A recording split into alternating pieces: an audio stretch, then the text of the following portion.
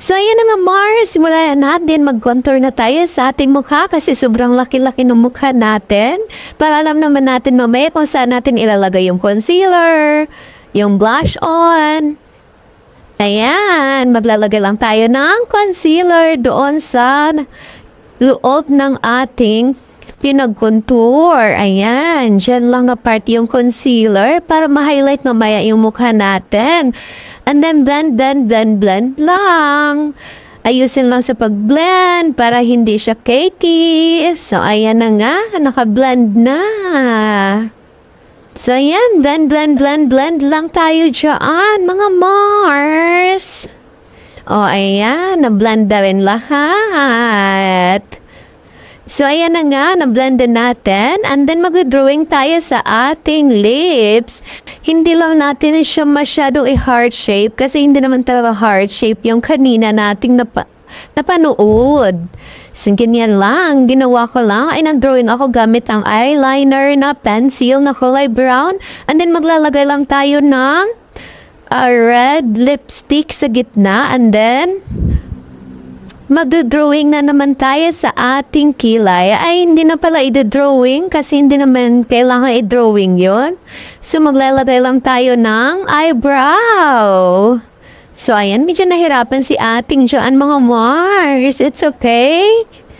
Na ng kahit papaano, napantay rin kahit papaano ang ating kilay, ating eyebrow. And then, mag-drawing tayo sa ating mata kasi may itim-itim yung kanina. So, ayan. Drawing lang. Lagyan lang ng eyeliner ang ating mata. Ipantay lang natin, mga Mars.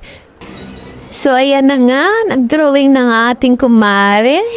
So, ayan. Okay na yan. And then, maglalagay lang tayo ng mascara. Ginamit ko palang mascara is yung mahaba na mascara. Yung mahaba na mascara ang ating gamit ngayon for today's video. So, ayan, ang hirap niya palang idikit kasi wala na akong blue, mga Mars. So, ayan, okay na yan. And then, drawing lang ulit kasi nabura kanina. Lagyan lang natin ng liquid eyeliner. Kasi mag-drawing tayo ng pilik mata sa ilalim para kahit papaano ma-highlight ng ating mata. Andyan, maglalagay na nga ako ng blush on na kulay orange. Hindi naman siya orange tingnan sa video, pero orange po iyan. O, ayan. Medyo kapalan lang natin kasi para ma-highlight ang ating mukha kasi sobrang lapad ng ating mukha. So, ayan. Highlight lang, mga Mars. Blend, tap. And then, magkukontour tayo sa ating ilong para kahit papaano tumangos naman ang ating mga ilong, mga Mars. Ayan, contour lang para kunwari matangos ang ating ilong. And then maglalagay tayo ng concealer sa itaas ng ating ilong para ma-highlight siya. Para yan lang yung makita mamaya. Kunwari matangos-tangos siyaan.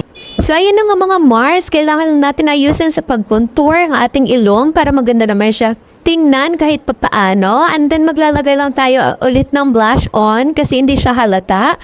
So ayan, nagpatong lang ako ng blush on dyan na kulay orange. Pero hindi naman talaga siya orange tingnan sa camera. And then maglalagay lang tayo ng concealer dyan sa ating under eye at saka sa gilid-gilid ng ating contour. Ayan, maglalagay lang tayo ng highlighter dyan para ma-highlight naman kahit paano yung ating mukha. So dyan lang banda yung mga highlighter na ilalagay mamaya para maganda siya sa camera. So, ayan nga, mga Mars. Iset ko mana itong aking makeup para mamaya sa ating tutorial. So, ayan na nga, nakaset ng ating mukha. So, ayan na ang final output. Don't forget to subscribe, like, and hit the notification bell, mga Mars.